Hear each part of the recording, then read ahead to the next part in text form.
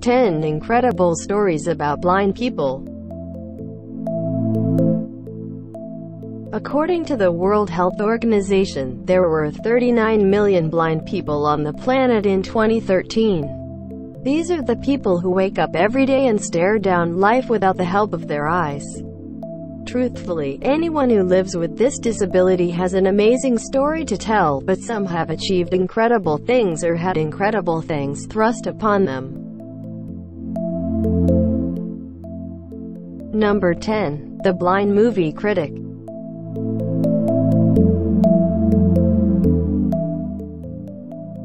By its nature, film is a visual medium.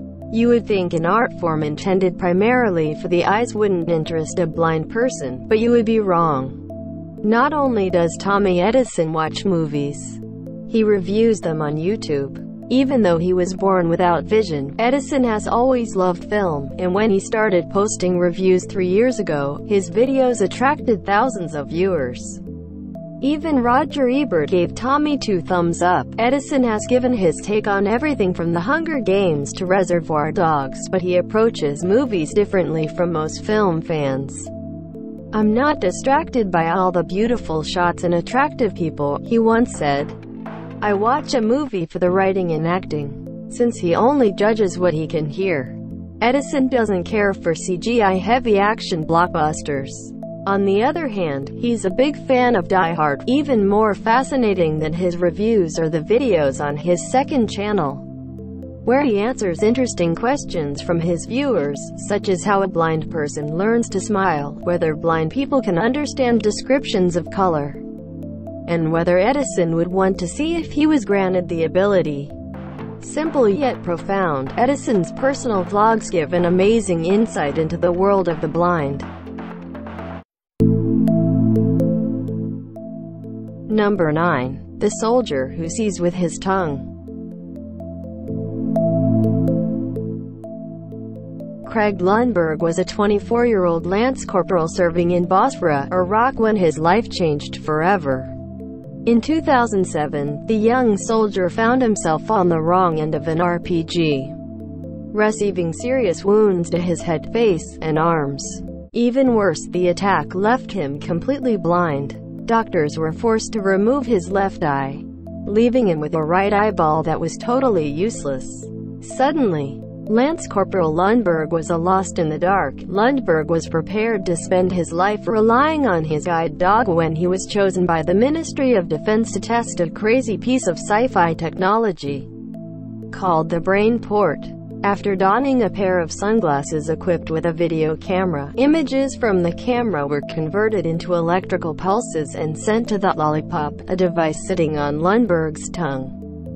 Scientists aren't sure what happened next. The signals coursed throughout his tongue and ended up either in the visual cortex or the somatosensory cortex, the part that processes touch. Either way, Lundberg could now see, sort of, while the lollipop felt like licking a 9-volt battery. Lundberg could suddenly make out 2-dimensional images. He could identify simple shapes, didn't need help moving, and could pick up objects without fumbling around. Even more surprising, he could make out letters, giving him the ability to read. While the device is still in development, it promises to give Lundberg a completely new life, although he says he's never getting rid of his faithful guide dog.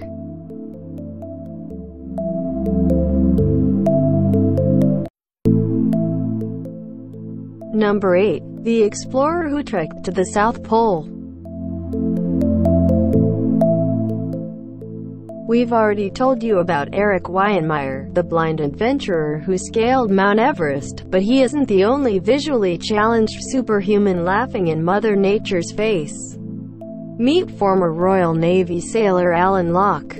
Growing up, Locke dreamed of becoming a submarine officer, but during training, he lost his eyesight in 6 short weeks to macular degeneration. Locke views the world through frosted glass with blind spots dotting his vision, but he wasn't going to let a little thing like blindness bring him down. Inspired by his disability, Locke set out to conquer the world. Between 2003 and 2012, he competed in 18 marathons, climbed Mount Elbrus, and became the first blind person to row across the Atlantic Ocean. Still not satisfied with his list of awesome achievements, Locke decided to try something even cooler, literally. With the help of two sighted friends and a guide, the 31-year-old set off from the Antarctic coast determined to ski to the South Pole. Hauling a 60-kilogram (130 pounds) sled around his waist and battling freezing winds, Locke and his companions traveled 960 kilometers (600 miles) over 39 days, snacking on dehydrated foods and chunks of butter. Not only did he become the first blind person to reach the South Pole, he earned over $25,000 for charities that help the visually challenged. Number 7. The Blind Woman Who Can See Movement. In 2000, 29-year-old Milena Channing suffered a stroke that wiped out her primary visual cortex. This should have left her completely blind, but Channing swore she saw rain as it fell to earth. She saw cars whizzing past her window and even saw her daughter running and playing. When doctors analyzed Channing's brain, they thought she must have been mistaken. It was neurologically impossible for her to see anything other than a big, empty void. They believed she may have been suffering from Charles Bonnet syndrome, a bizarre affliction that causes blind people to experience hallucinations. Convinced these flashes were real, Channing met up with Gordon Dutton, the only physician who believed her story. The Glasgow ophthalmologist suspected Channing was instead experiencing redox phenomenon, a strange syndrome that allows people to see moving shapes but nothing else. To test his theory, the doctor had Channing sit in a rocking chair and move back and forth. Suddenly, she could see the world moving past her. Sure enough, 5 years after the stroke, a group of researchers confirmed that the part of Channing's brain that processed motion was still intact. Instead of sending signals to her visual cortex, her eyes were routing information to the region in charge of interpreting movement. Fortunately, with the help of Dr. Dutton, Channing has slowly started seeing things more clearly. She still cannot make out the faces of those around her, as the part of her brain dedicated to that process no longer functions. But the fact that she can see anything at all is nothing short of amazing.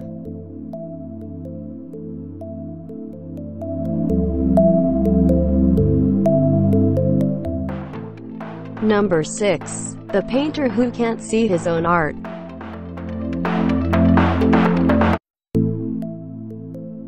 Born in Istanbul in 1953, Eşref Armagan had 2 strikes against him before he even took his first breath. Not only was his family poor, his eyes were completely worthless.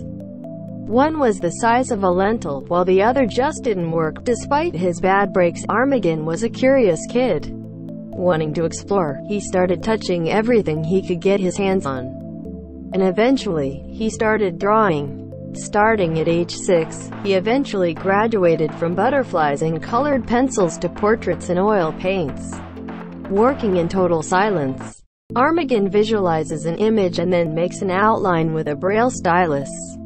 Next, he traces the etching with a pencil, checking his work with his sensitive left hand.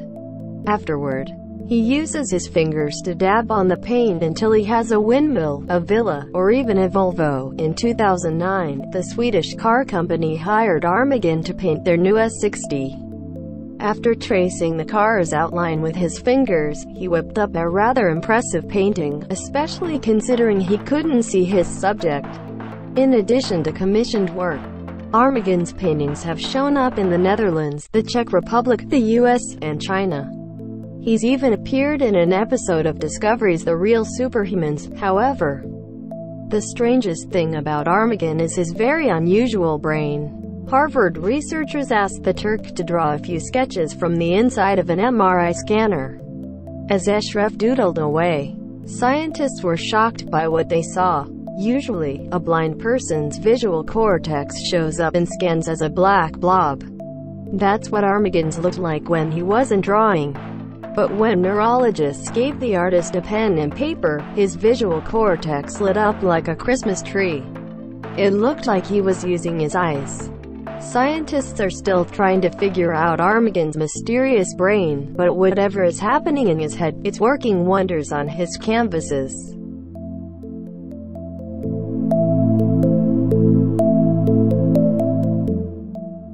Number 5. The man who hacked the phone system.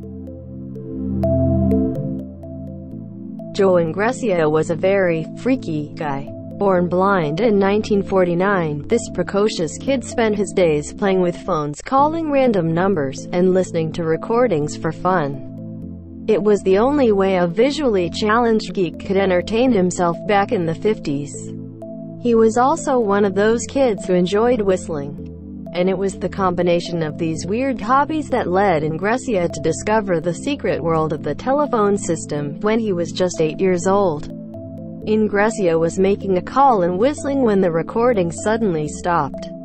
He tried it again and realized that whenever he whistled at 2,600 Hz, the message would cut off. Thanks to his songbird powers, he could fool the tone-based system into thinking he was an operator. From there, the possibilities were endless. He could place long-distance calls for free or chat with multiple people on conference calls. Eventually, he got so good that he routed a call all the way around the globe and back to himself on a separate receiver. Obviously, this was very illegal, and Ingresio was arrested twice. Instead of scaring him straight, though, the notoriety thrust him into the center of a bizarre subculture. As it turned out, Joe wasn't the only one to figure out the phone lines. In the 1970s, phreaking, the term for tinkering with the phone system, was a regular hacker activity, and Ingresio became one of their leaders. Some of these tech-savvy kids, like Steve Jobs and Steve Wozniak, went on to greatness. Ingresio, on the other hand, wasn't so lucky. Though he had an IQ of 172, a rough home life coupled with sexual abuse by a teacher totally messed with his mind. During his later life, Ingresio changed his name to Joy Bubbles and insisted he was 5 years old. Joy Bubbles listened to Mr. Rogers' tapes religiously, collected toys, talked to imaginary friends, and lived off Social Security checks. Sadly, Ingresio passed away in 2007, leaving behind an impressive but depressing legacy. Number 4. The inventor who created cruise control.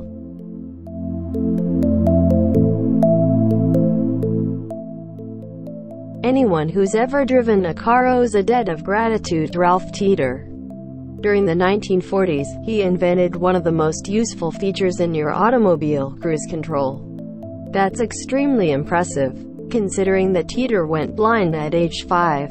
He lost his vision in a shop accident, but that didn't stop him from tinkering and building things. In fact, it gave him an edge that sighted inventors lack. Not only could he better concentrate on his tasks, he wasn't constrained by what his eyes told him was standard or acceptable. He was free to create whatever he saw in his mind, and he created quite a few cool things in his day. In 1902, the 12-year-old built a car out of spare parts. After graduating from the University of Pennsylvania in 1912, he developed a new kind of fishing rod and reel, a locking mechanism, and a method of balancing steam turbine rotors in torpedo boat destroyers. Eventually, he opened his own corporation, which specialized in piston rings.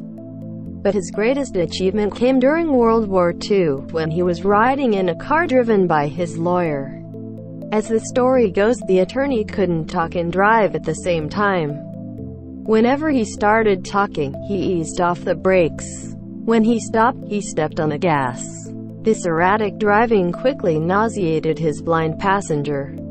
Frustrated with his friend's inability to drive, Teeter came up with the concept of cruise control. 10 years later, he was applying for a patent, and soon after, it started showing up in Chrysler automobiles. Today, nearly every car on the road has cruise control, all thanks to a blind inventor and a lousy driver.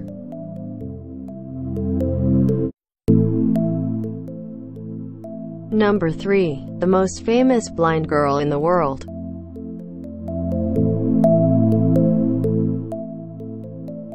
Have you ever heard of Laura Bridgman? There was a time when she was one of the most famous people on the planet.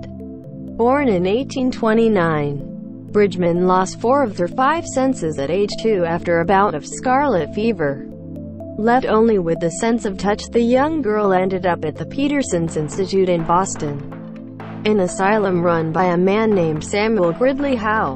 While he was an unpleasant person, Howe was fascinated with Bridgman's case, and by her 7th birthday, he had taught Laura how to communicate with the outside world 40 years before Helen Keller was even born. Bridgman was learning to form letters with her fingers and press the shapes into a receiver's palm, slowly spelling out words and sentences. She also learned to read by running her hands over raised type. Thanks to her hard work and Howe's detailed reports, Bridgman became an international celebrity, attracting thousands of fans who clamored for her autograph and locks of her hair. People came from all around to watch her read and write, and little girls plucked glass eyes from their dolls, renaming them Laura. She even met Charles Dickens, who wrote about her in one of his books, making her even more famous.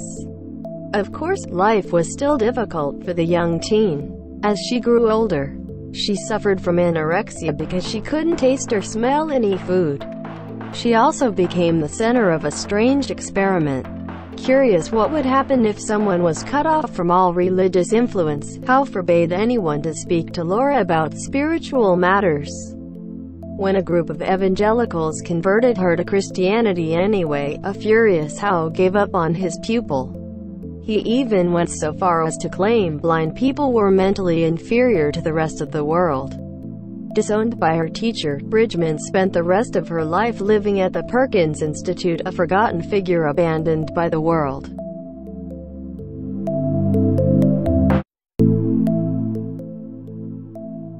Number 2. The world's first blind doctor.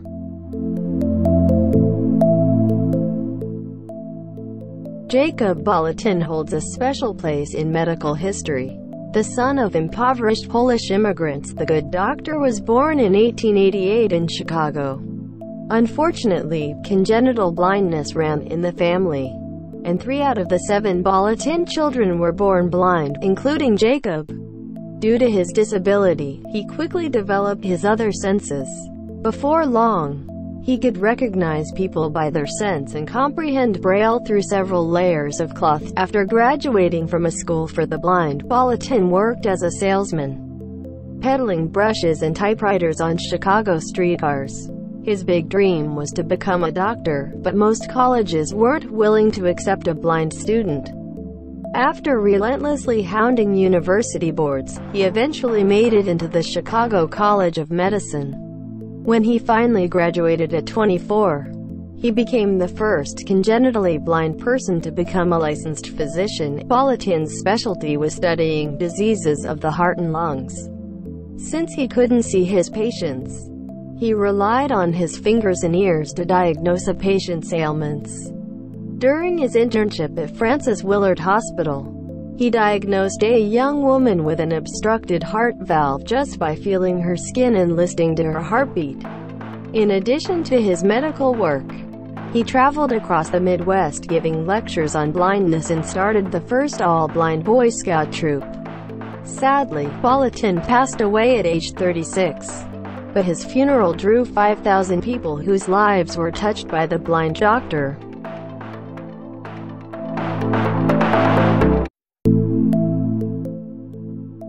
Number 1. The blind Schindler.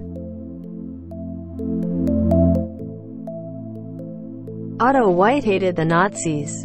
As an anarchist and all-around good guy, he knew Hitler was trouble the moment the tyrant seized power. As Hitler's anti-Semitic policies started playing out in the streets of Berlin, White knew he had to act. Similar to the more famous Oskar Schindler, White ran a shop that mostly employed Jews. The difference was that White's workers were all disabled. He regularly hired deaf, mute, and blind workers from the Jewish Home for the Blind and paid them to make horsehair brushes and brooms. White knew what it was like to go through life without vision and wanted to help others who had the same problem. Now that Adolf was calling the shots, White had to defend his workers from the Gestapo. He first tried to convince officials that his employees were essential to the war effort. When that didn't work, he resorted to bribery, giving away rare items like champagne, cigars, and perfume. Things became more difficult when the Nazis decided to exile the Jewish population of Berlin. Once the crackdown started, White tried to hide his workers. But when a few were caught and dragged to a loading station, White talked officials into letting them go right before the train took off. On another occasion, a worker named Alice Licht was arrested and thrown into a cattle car bound for Auschwitz. Fortunately, she shoved a postcard through the floor, and the note made its way back to White. Despite his blindness, he hurried to Poland and rented a safe house stocked with cash and clothing for the young woman.